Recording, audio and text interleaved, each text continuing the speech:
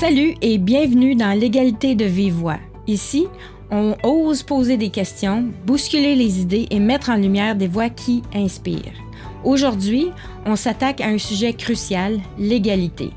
Parce que l'égalité entre les genres, c'est pas qu'une affaire de femmes, c'est un projet collectif qui se construit une voix à la fois. L'égalité de vive voix, c'est une mini-série de 3 épisodes balado qui explore les enjeux d'égalité des genres dans Prescott Russell à travers des discussions riches et parfois nuancées. À chaque épisode, des leaders, des experts, des acteurs et actrices de changement partagent leurs analyses, opinions et expériences pour nous aider à mieux comprendre les barrières systémiques et inspirer l'action collective pour des changements fondamentaux durables. L'égalité de vive voix offre un espace pour réfléchir ensemble aux défis de notre temps, de notre région. Un espace où les voix s'unissent, se soutiennent, s'amplifient et s'élèvent pour faire avancer la cause des femmes. Ce projet de balado, c'est le fruit d'une collaboration entre Leadership féminin Prescott Russell et la chaîne communautaire TVC 22. Ensemble, on veut créer un espace vivant pour parler d'égalité, de leadership et de ce qui nous pousse à changer les choses dans nos communautés. Je m'appelle Geneviève Bélan, je siège au conseil d'administration de Leadership féminin Prescott Russell. Bienvenue.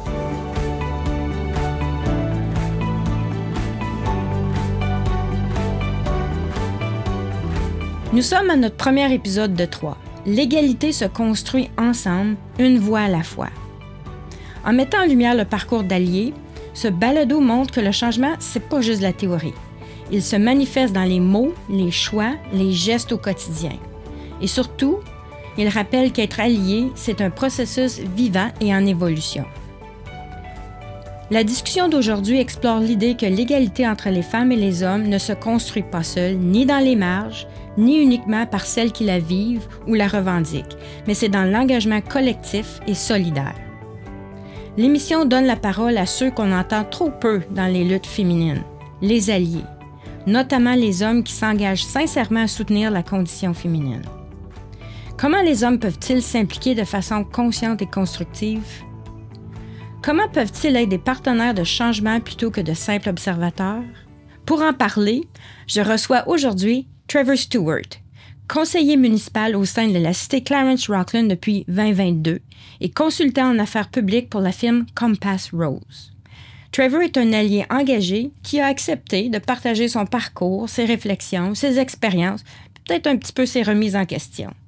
Ensemble, on va explorer ce que signifie être un allié dans la vie au travail et dans la société. Trevor, un énorme merci d'être avec nous.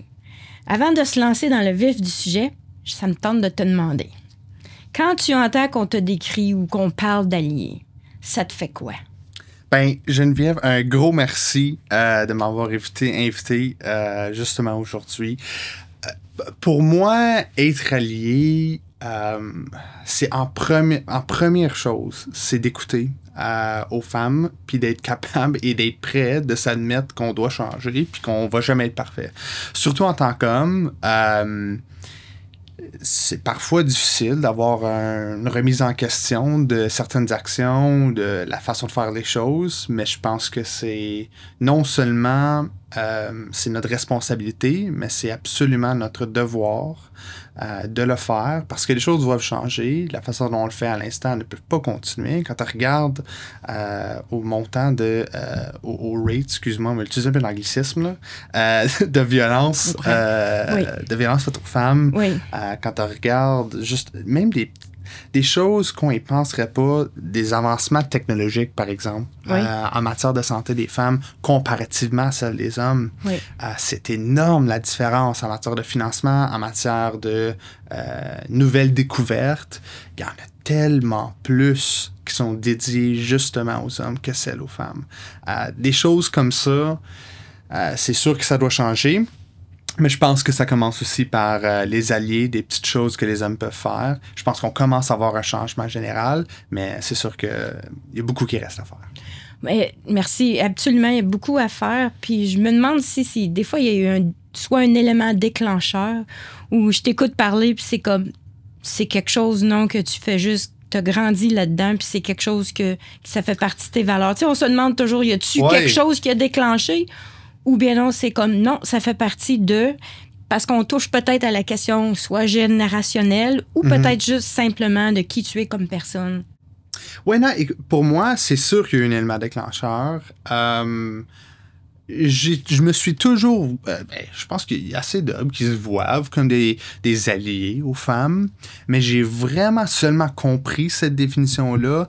Quand je suis arrivé à l'université, je suis devenu très, très, très bon ami. J'ai une bonne amie qui est encore ma meilleure amie à ce jour, qui m'a énormément ouvert les yeux, vraiment au quotidien. De la vie d'une femme, puis des petites choses qu'elle vit que moi, j'avais jamais même pensé à ça, des re-questionnements par rapport à son titre, à ce qu'elle était capable de faire, à son éducation, à son parcours, des petits questionnements de la part des hommes qui peuvent peut-être pas malicieux de leur part, qui est quand même énormément déplaisant pour elle. Des petites choses comme ça, je pense, ça m'a vraiment ouvert les yeux. Elle continue de m'ouvrir les yeux à ce jour. Pis c'est ça un peu, je pense, la responsabilité d'un allié, c'est d'être constamment en évolution. Je ne serai probablement jamais un allié parfait. Puis je pense pas qu'il y a nécessairement quelqu'un qui nous demande d'être un allié absolument parfait. Il n'y a jamais vraiment cette expectation-là. C'est beaucoup plus, je pense, le pouvoir d'être capable de changer, d'admettre qu'on doit changer, puis d'être capable de faire ces petites corrections-là. Wow, OK, oui. Puis tu as parlé, c'est ça, par l'écoute, hein? L'écoute, l'ouverture, puis de dire c'est la relation homme-femme, il faut être ouvert à en parler, puis il faut être capable d'ajuster puis de comprendre. Absolument. Puis je l'ai vu un petit peu sur j'ai quand même travaillé assez avec les jeunes en éducation et dans les organismes dans la communauté. Puis tu peux voir les jeunes hommes qui ont beaucoup d'amis ou de relations interpersonnelles avec des femmes, vraiment sur une base d'amitié, sont plus propices à l'écoute, plus ouverts à des nouvelles expériences, des nouvelles amitiés, que des hommes qui sont un peu plus, on va dire, des boys. Là. Tu sais, on en connaît tous, des boys que comme, tu sais, c'est leur équipe de hockey, puis leur... ouais. Eux autres, je trouve qu'il y a moins une ouverture à l'écoute. Je pense que ça commence justement avec... pour moi, en tout cas, ça a tout changé, de vraiment être capable de comprendre les expériences quotidiennes. Puis les petites... je déteste un peu le mot micro-agression, là, parce que c'est rendu très inflammé comme terme, mais c'est vrai. Puis c'est des choses qui vivent à chaque jour. Puis c'est des choses que parfois tu réalises pas, surtout en tant qu'homme. Moi, je vis pas cette réalité-là, mais d'avoir quelqu'un très, très proche à toi qui te dit, écoute, toi, ça te donne l'incitatif encore plus de changer puis de t'assurer que tu n'es pas en train de commettre ces mêmes actions-là dans la vie de d'autres femmes puis les femmes alentour de toi. Oui, quand tu as de la rétroaction, quand tu as le feedback qui devient direct avec quelqu'un pour qui tu as beaucoup du respect ou une relation, ça vient que ça chicote puis ça dérange beaucoup. Mais regarde, tu vois, on va peut-être y aller là, un petit peu du côté des expressions ou des comportements ou des commentaires sexistes. Si on regarde un peu à des... Mais merci d'avoir partagé là, ton parcours, là, mais si on parle un peu des bonnes pratiques ou des gestes qui peuvent être posés, si on fixe ou si on va vers des comportements ou des commentaires, comme on dit, un petit peu plus sexistes, c'est là où est-ce que je pense qu'on peut voir où est-ce qu'il y a une inégalité, où est-ce qu'il y a un malaise et où est-ce que peut-être qu'il y a plus, où il y a des choses à faire. La femme, évidemment, qui doit s'exprimer, donner sa voix, prendre sa place, mais aussi les alliés. Il y a peut-être des choses à faire ou à dire. Alors, je ne sais pas si tu voudrais peut-être... tu me parlais d'un exemple concret avec un ami, mais je ne sais pas si on se mettait dans un contexte de rencontre d'équipe ou si on se mettait dans un contexte de comité. Où est-ce que tu as un groupe qui doit faire quelque chose ensemble, puis qu'il y a une femme ou des femmes en minorité. Souvent, c'est ça qui arrive. Là. Fait que je sais pas s'il y avait certains exemples concrets comme ça que tu as vu comme alliés. Ouais, ben je vais te parler un peu de ce que j'ai été capable de voir, surtout au niveau municipal. En tant que politicien municipal, c'est la politique en général énormément dominée par les hommes. Politique fédérale, ça commence à changer, même au niveau provincial. Tant que regarde au niveau municipal en Ontario, c'est encore énormément penchant vers les hommes. Puis, écoute, je vais être honnête avec toi, je suis assez choyé. Je pense à Clarence Rockland, on a un bon conseil, un conseil qui est assez mixte, mais qui est quand même énormément dominé par des hommes. Tu as seulement une femme au conseil municipal. Puis j'ai vraiment, en m'en allant, par exemple, à des conférences où est-ce que tu rencontres des conseillers municipaux tout partout à travers la province, ces expériences-là, la première conférence que j'ai été en 2023, c'était... j'ai entendu... j'étais vraiment mis de face à face avec des commentaires ouvertement sexistes de la part de politiciens dans la province. Puis ça te pense entre boys, on peut se dire ça. Puis c'est comme, de mon opinion, puis je trouve dans ma génération, ces temps-là, le vieux boys club, c'est fini. Puis ça prend quand même un peu de courage d'être capable de dire non. Comme c'est plus acceptable de dire des choses comme ça. C'est plus acceptable de traiter des collègues de travail de cette façon-là. Mais c'est... Pour moi, peut-être c'est un peu plus facile. C'est pas des gens que je connais. Quand que ça vient à des chums, quand que ça vient à des boys que tu connais depuis longtemps, c'est là où c'est beaucoup plus difficile. Moi-même, j'ai eu des expériences où est-ce que j'aurais dû dire quelque chose. Tu sais, tu y repenses après, puis t'es comme, man, c'était pas correct ce qu'il a dit. J'aurais dû dire quelque chose, tu te bats un peu. Puis je pense que c'est normal, mais c'est aussi d'être capable de réaliser comme, la prochaine fois, on va dire quelque chose. La prochaine fois, je vais pousser. Ça n'a pas besoin d'être... T'as pas besoin de le blaster, tu sais, dépendant du commentaire. Ça peut être fait de façon respectueuse, mais quand même au point. Mais ça prend quand même beaucoup de mental puis de courage, surtout quand ça vient à quelqu'un auquel tu es vraiment proche. Là. Ouais, puis ça te prend un peu comme des trucs ou des formules, hein, parce que comment tu interviens, bien intervenir pour vraiment être productif puis que le message passe, mais sans, comme tu dis, hein, on veut toujours que ça passe bien, on veut pas s'attirer trop de problèmes. Mais tu sais, des phrases comme ben, « ça n'a pas sa place ça, » ou « ce commentaire-là est vraiment déplacé. » Tu sais.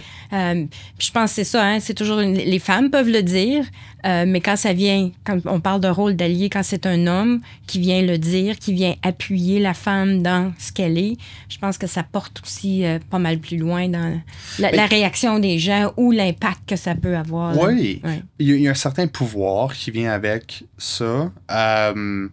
Je pense que c'est le pouvoir d'être capable d'identifier que c'est pas correct. Puis t'as un autre gars qui te le dit, c'est différent, tu sais. Puis ça frappe un peu plus fort. Puis pour moi, encore vraiment dépendant du commentaire, moi, des commentaires ouvertement sexistes, je suis rendu plus que confortable maintenant d'ouvertement dire écoute, c'est assez. Ouais. Mais t'as d'autres choses qui vraiment... Moi, c'est comme des gars qui pensent que c'est correct de faire des petites jokes un peu frôlées, ici puis là. D'être capable de pousser contre de façon... de pas quand même ruiner la relation avec le gars, mais d'être capable de pousser contre d'une façon aussi humoristique. Moi, ça m'a été assez utile. Puis j'ai réalisé que une fois que tu le fais une ou deux fois, ça se reproduit plus de sa part, puisque le message est compris. Le message est compris. Le message est passé, le message est compris. Exactement. Puis ça, pour moi, c'est ce qui fonctionne. Je sais que pour d'autres, c'est différentes options, dépendant de leur amitié, dépendant aussi de la relation qu'ils ont avec l'individu en question. Ça change vraiment par rapport à l'approche, mais pour moi, c'est ce qui a fonctionné. Ouais. Puis si on donnait vraiment un exemple, admettons là, qu'on donnait vraiment un exemple de... C'est une joke pas trop drôle, là, mais c'est d'admettons de dire il y a trop de femmes alentour de cette table-là, là, on va passer plus de temps à parler qu'à décider. Tu sais, ça serait comme un exemple là, sexiste de dire le rôle des femmes, là, comme je dis, c'est une joke qui est pas trop drôle, puis ça ridiculise, puis ça donne pas la place à la femme dans la discussion et ou dans la prise de décision. Là. Ça manque d'égalité. Là. Oui, puis j'ai eu quelque chose de similaire qui m'est arrivé. Puis ça, c'est pas correct de ma part, mais écoute, je l'identifie quand même. Quelque chose de similaire m'est arrivé justement à une conférence municipale. C'était tous des hommes plus âgés. Puis un commentaire très similaire qui avait été fait. Puis j'ai juste dit, bon, faut avoir une pied dans le tombe pour être autour de la table aussi. Puis là, aucun silence. C'est pas... mais quand même, ils ont été capables de rire, mais je pense, le message est quand même perçu, est quand même frappé. Puis c'est... des choses, pour moi, c'est ma façon de le faire. Encore, je sais que c'est pas nécessairement parfait non plus. Non. C'est pas... mais je pense d'être capable de repousser contre des commentaires comme ça. N'importe quelle façon dont tu es capable de le faire, c'est le bon départ.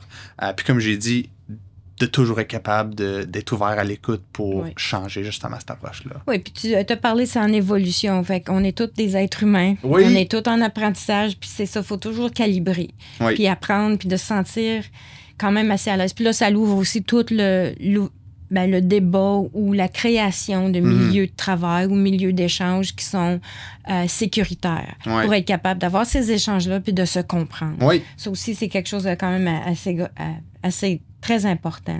Tu parlais, puis ça a déclenché un autre petit souvenir pour moi, là, parce qu'on parle des choses qui sont dites. Je sais pas si tu as déjà entendu ça, mais moi, je me l'ai déjà fait dire. Encore dans l'entour d'une table de gestion, ça, écoute la petite, là. On fonctionne ça depuis toujours. Ouais. Tu sais, il y a différentes formules, des fois, on a toujours fait ça de même. Tu sais, la petite, là, tu sais, tasse-toi un peu, là, inquiète-toi pas, là. Casse-toi pas, là, l'expression, là, casse-toi pas le bicycle, là, on est correct, là, on va s'en occuper. Ça l'enlève l'autorité de la femme, ça l'enlève l'autorité de la personne, ça l'enlève la voix encore, comme on a mentionné, aux discussions, puis essayer de changer les choses. Je sais pas si, tu sais, c'est quand même quelque chose qu'on entend des fois. Puis je sais que c'est peut-être un peu générationnel, c'est peut-être un peu culturel, c'est peut-être, tu sais, il y a plein d'autres sous-éléments, mais essentiellement, c'est en train de dire, tu sais, de vraiment catégoriser puis de rendre le rôle vraiment, tu sais, je veux dire, moindre. Oui, puis je m'en ai aperçu aussi, encore un peu dans ma vie professionnelle, c'est quelque chose de petit, mais tu réalises, tu fais, ben voyons, ça s'introduit à une table de gens, puis il y avait deux, justement, dames sur l'équipe. Tous les gars ont été introduits par monsieur, puis leur dernier nom, puis les filles, c'était, ben ça, c'est leur prénom. Oh. C'est comme... OK, ben comme on était toutes dans le même rang, dans les hiérarchies de travail, on a toutes la même position, toutes le même titre. Pourquoi est-ce que nous autres, on est introduits d'une façon différente, tout simplement parce qu'on est des hommes? Il n'y avait aucune autre différence. On faisait exactement le même emploi, exactement.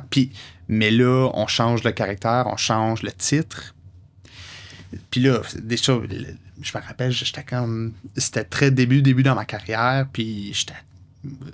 absolument pas prêt à intervenir du tout. Mais c'est une autre chose qui m'a fait réaliser, ben voyons, comme... Puis tu réalises après, j'aurais dû dire quelque chose. J'aurais dû.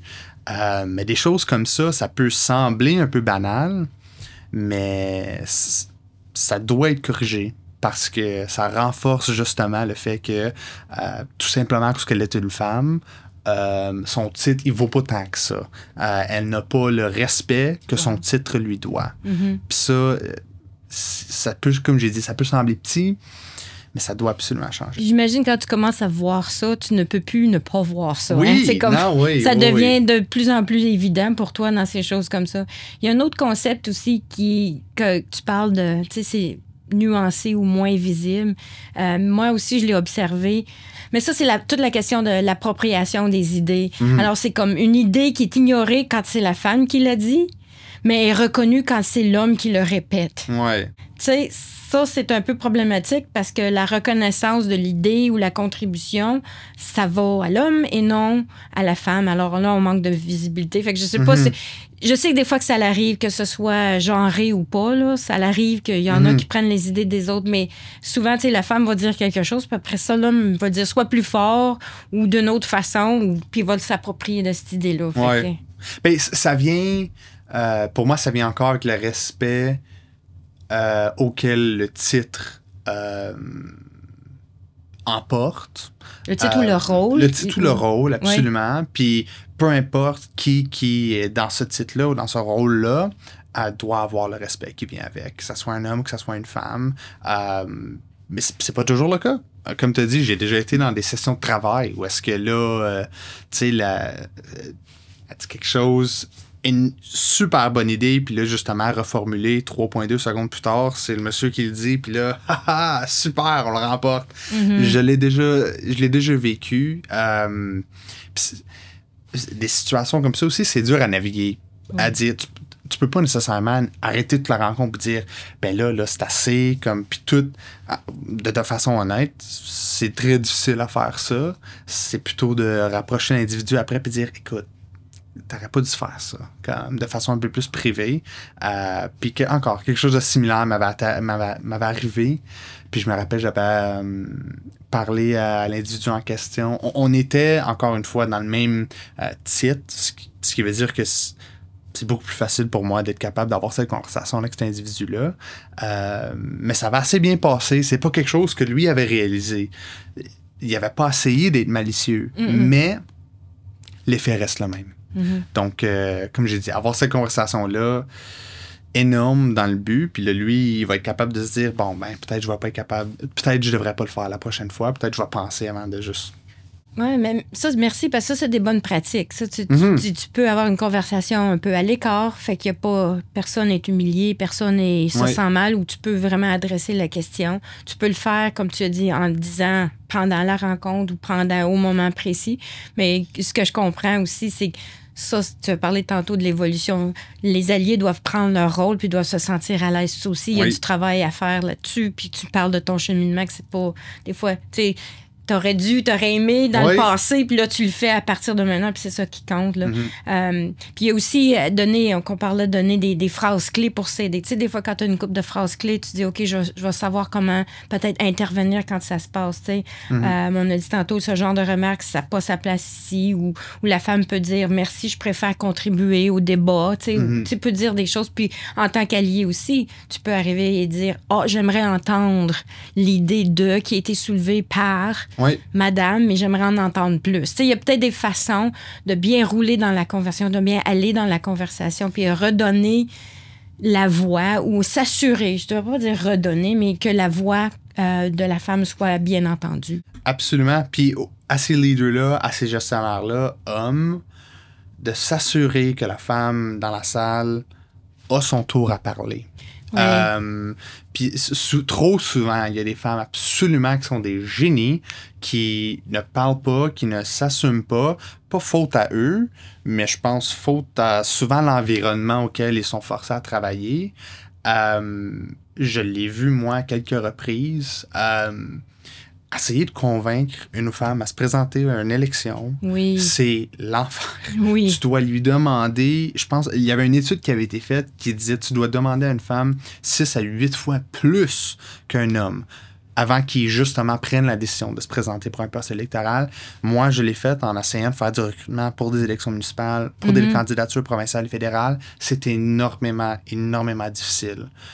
Ça prend, pas difficile, mais ça prend tellement plus de fois à demander à des femmes à se présenter à ces postes comme ça.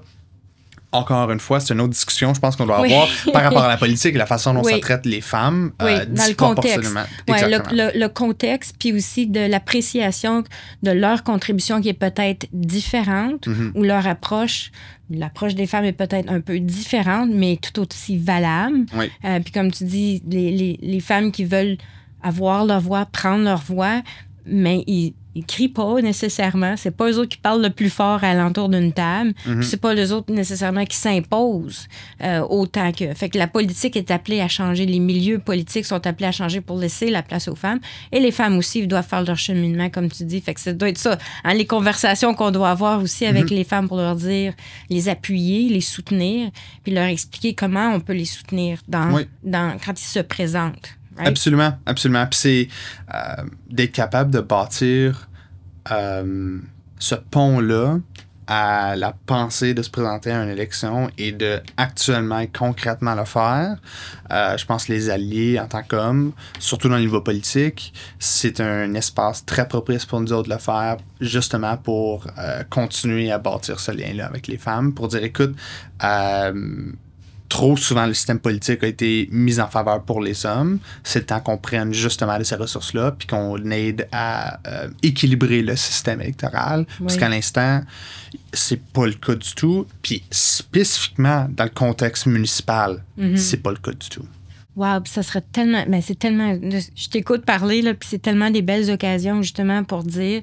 Là, c'est moi de prendre un peu un anglicisme, là, « We got your back ». Fait que quand tu te présentes... on est là, on travaille en équipe, t'es pas nécessairement seul et on comprend la dynamique. Puis les femmes aussi comprennent la dynamique dans laquelle elles se présentent et elles doivent œuvrer, mais elles se sentent appuyées dans ça. Oui. C'est de trouver les façons, comme tu dis, d'appuyer. Je sais qu'il y a aussi de la formation, parce que souvent, les femmes se sentent peut-être moins outillées pour être capables de prendre ces rôles-là. Pas tant... Tu parlais tantôt d'être parfaite, tu sais, être parfait, là, tu sais, il y a ce degré-là de dire je me présente quand je serai complètement à l'aise avec, ben ça n'existe pas le complètement à l'aise et le complètement prêt. Oui. Des fois, il faut se lancer, hein. Oui. Fait qu'encore là, c'est peut-être une façon d'appuyer les femmes à dire c'est correct, on est tous humains là-dedans, puis ça a toujours été, ben pas toujours, mais ça a été quand même un cheminement des femmes de dire faut qu'ils se prouvent plus qu'un homme pour être en mesure d'avoir la place à la table. Oui. Alors, ça aussi, c'est quelque chose à déconstruire, à travailler avec l'aide des alliés pour être capable de dire la place, elle est là, la voix, elle est là, tu peux trouver ta voix et être capable de contribuer. Très riche, là. Oui. Ça peut être une autre discussion, justement, dans les... Je prends ça en note, là, pour toutes les élections municipales qui viennent l'année prochaine. Je pense qu'il y a beaucoup de travail à faire, puis ça en est un des mandats ou un des travail avec leadership féminin, Prescott Russell. Alors, ça tombe pas dans l'oreille d'un sourd, ça. Oui. On s'en reparlera certainement. Alors ça, c'était des super bons exemples de... Je pense qu'on est allé dans le concret, puis donner des pratiques, des idées de comment on peut intervenir. Y a-t-il d'autres choses qui te viendraient en tête de quel genre de conversation on devrait avoir avec les cercles masculins, là, avec la gang, comme tu parles de tantôt, la gang de boys. Est-ce qu'il y a des idées qui te viendraient? Là? Ça peut sembler banal, mais pour moi, ça a bien fonctionné. Beaucoup des chums que j'ai sont beaucoup d'infimes dans les cultures, l'art, la musique. Puis juste, il y avait un moment donné, je leur ai posé la question, je suis comme... Avez-vous un film que vous aimez bien qui est réalisé par une femme? Ou comme avez-vous une réalisatrice préférée? Puis on a comme... Tout autour de la table, on a fait comme... je pense pas que j'ai vu un film comme... Ou que un film de notes, ou que je me rappelle d'avoir été capable de voir... Puis c'était complètement, encore un narcissisme, un blind spot qu'on avait. Puis je pense de dire aux hommes, entre gars, de consommer de l'art fait par les femmes... c'est énormément powerful parce que tu es capable de voir la perspective de la femme. C'est quelque chose qu'on sera jamais capable de vivre, bien sûr. Pour moi, en tout cas, je deviens très immersé dans un film, d'être capable de voir cet art-là, de vivre comme qu'ils vivent, de voir la façon dont ils passent au travers de la vie. Encore une réalité que je ne serai jamais capable de vivre. Pour moi, ça m'aide beaucoup mieux à mieux comprendre. Même chose avec la musique faite par les femmes. Même chose avec les poèmes, la littérature, peu importe. Pour moi, ça quand même... Encore, c'est pas tout son groupe de boys là, qui va aimer les films ou la musique, c'est sûr, mais pour moi, c'est quelque chose qui a bien fonctionné.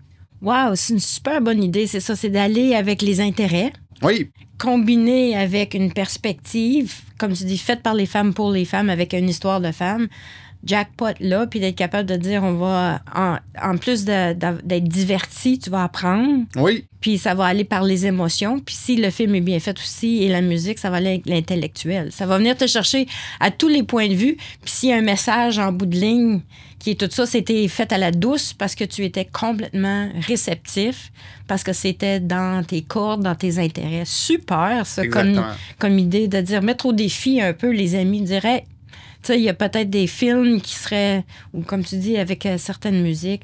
Oui. C'est une façon bien intéressante, ça, de faire, de bien, comment on dit en anglais, le lean in, de bien aborder la question. Sans mettre les gens à dos, sans les mettre trop poignés. Là. C'est super. Juste peut-être pour aller un petit peu plus loin, là, des fois, on est encore sur les solutions, tu sais, les idées là, de comment on peut intervenir ou faire une différence. Parce que tu parlais tantôt des femmes en politique, puis ou soit dans des postes de gestion, des conseils d'administration. On voit qu'il y a certaines instances gouvernementales qui essaient d'intervenir, tu sais, créer un milieu de travail vraiment sécuritaire, enlever toute la question sexiste, les micro-agressions, comme tu parlais tantôt. Puis on lit dans les médias sociaux que ça se passe encore, qu'il y a des articles de nouvelles, tout ça. Il y a quelques actions, je pense, qui surtout au niveau municipal, là, depuis récemment, là, la question de le code de conduite. Oui. D'avoir des documents là, qui disent ça, c'est acceptable, ça, c'est pas acceptable, puis si tu agis de telle façon, voici les conséquences. C'est un petit peu plus rigoureux, c'est un petit peu plus robuste, mais qu'est-ce que tu en penses? Ça l'aide, c'est aidant ou ton expérience, les gens ils sont assez réceptifs ou voient ça d'un bon œil? Oui, les gens sont assez réceptifs, mais la réglementation de la législation mise en place doit avoir des dents. Point final. Je regarde justement, il y avait le député Stephen Blais, député provincial libéral, avait présenté un projet de loi dans l'Assemblée législative de l'Ontario qui donnait le pouvoir à la province de enlever un conseiller ou un maire de ses fonctions s'il est trouvé coupable justement de l'harcèlement sexuel en matière de travail ou l'harcèlement sexuel en général. Parce qu'à l'instant, c'est banal à dire, mais on l'a vu dans certains cas, comme à Toronto, Markham et Ottawa. Ottawa, oui. Un conseiller municipal ne peut pas être démis de ses fonctions pour quelque chose comme l'harcèlement sexuel d'un collègue ou d'une collègue. Puis ça n'a pas sa place. Puis les gens sont souvent surpris quand ils pensent à ça, mais c'est vrai, en Ontario, en ce moment, il n'y a aucun outil que le gouvernement peut prendre ou qu'un conseil peut prendre. Si je ne me trompe pas, il y a une législation qui a été proposée justement par le gouvernement Ford. Oui. C'est une législation, par contre, que je crois demande beaucoup plus de dents. Les gens, parce qu'il faut que tu envoies le message que c'est absolument pas acceptable. Point final. Il n'y a pas une deuxième chance quand ça vient des choses comme ça. Ça, c'est des gens auxquels le public ont donné leur confiance. C'est des gens qui ont pris cet honneur-là d'être élus pour représenter leur communauté et qui ont décidé de l'utiliser pour leur gain, leur fin personnelle de façon les plus perverses et malicieuses. Ça doit absolument être éliminé, puis ça doit absolument... on doit envoyer le message que c'est pas acceptable. Donc, mais par rapport à la réception du public général, je crois que c'est quand même super bien reçu, justement à cause... Les gens ont vu dans les dernières années à quel point certains individus peuvent abuser du pouvoir auquel ils sont donnés. Puis ça l'a vraiment sensibilisé les gens à voir comme « Oh my God, j'en reviens pas que... » Ces gens-là sont encore en fonction, considérant ce qu'ils ont fait. Oui. Oui, je vois un support assez global au niveau du public, mais j'attends encore de voir un peu plus de dents de la part de la législation. Oui, puis je pense que ça, c'est comme un dossier chaud là, qui se passe en ce moment, puis que, oui, la législation provinciale, il doit y avoir des raffinements, du peaufinement. Je sais que le leadership au féminin a contribué pour essayer justement de rectifier certaines ou de préciser certaines choses, certains pouvoirs pour être en mesure de dire oui, les personnes peuvent être retirées. Il y a des instances, il y a un commissariat qui peut regarder, un commissaire qui peut regarder quand il y a des plaintes, quand il y a des milieux. Mais la loi n'est pas tout à fait encore, comme on dit, elle n'a pas landé encore exactement où est-ce que je pense que les gens aimeraient ou les femmes aimeraient qu'elle soit. Alors, il y a encore du travail à faire dans ce dossier-là. Mais comme on dit, avoir un code de conduite, avoir quelque chose qui a plus de mordant, c'est quelque chose comme une bonne pratique.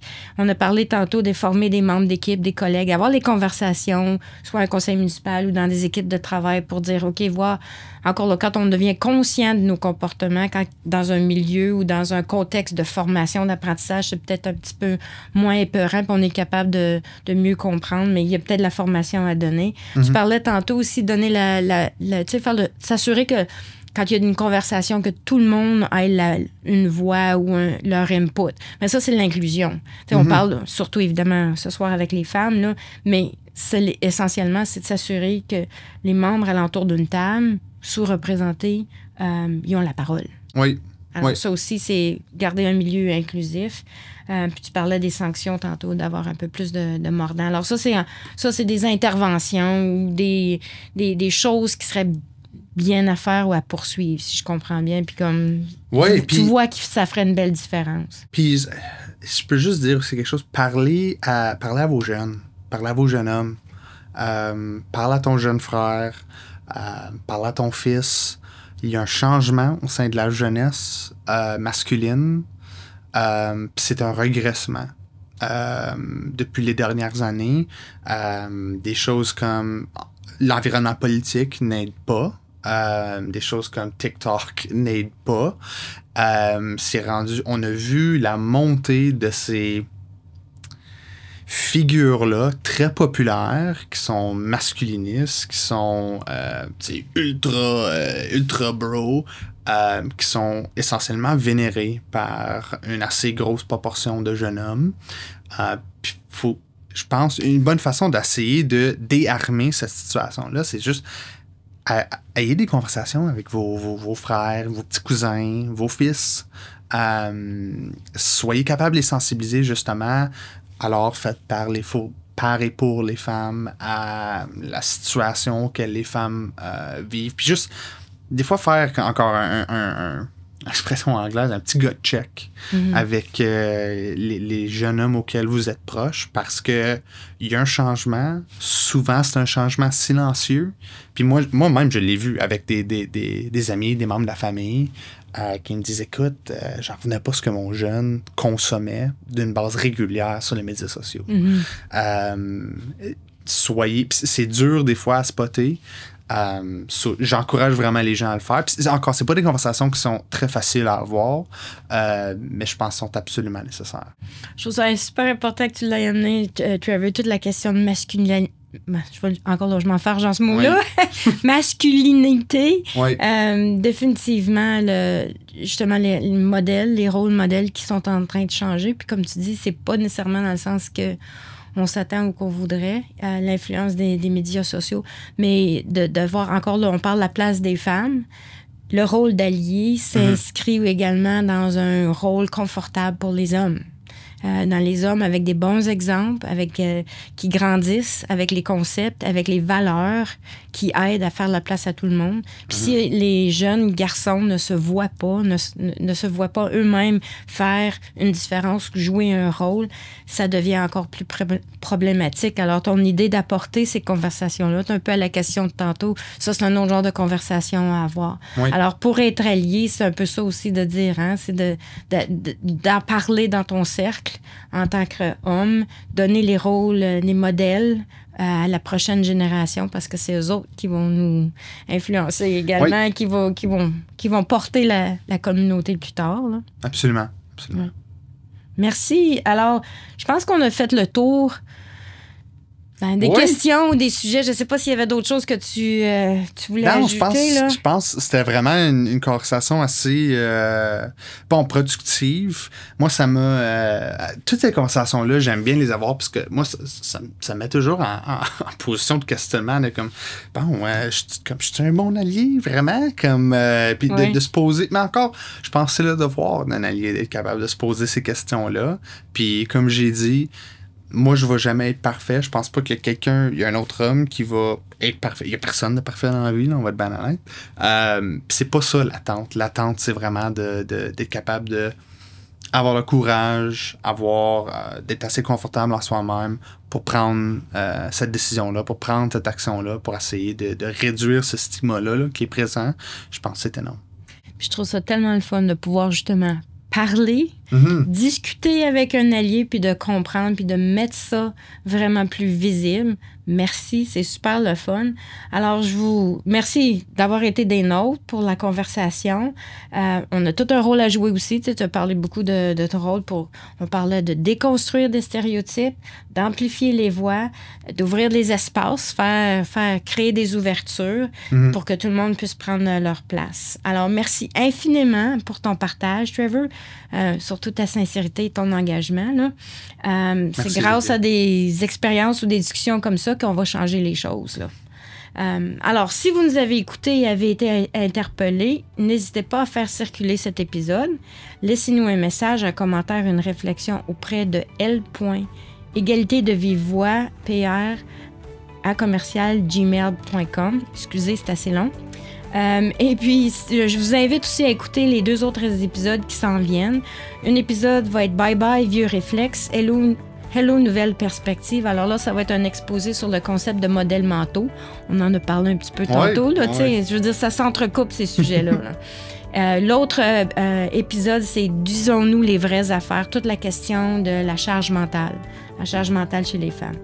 Et si vous avez envie d'en savoir plus, visitez-nous, Leadership Féminin Prescott Russell, sur le site web leadershipfémininpr.ca. Pour terminer, on dit merci au studio TVC 22 pour l'ambiance chaleureuse. Merci d'avoir été là. À bientôt et d'ici là, soyez alliés.